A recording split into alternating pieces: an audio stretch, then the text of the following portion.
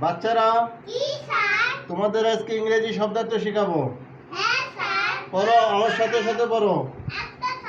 Hat, hat, hat মানে টুপি। Hat মানে টুপি। হ্যান, হ্যান মানে মুরগি। হ্যান মানে মুরগি। হ্যান মানে মুরগি। হ্যান্ড, হ্যান্ড মানে হাত।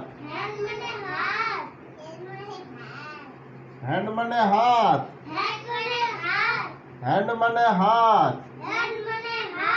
হোম, হোম মানে বাড়ি। হোম মানে বাড়ি। হোম মানে বাড়ি। হর্স, হর্স মানে ঘোড়া।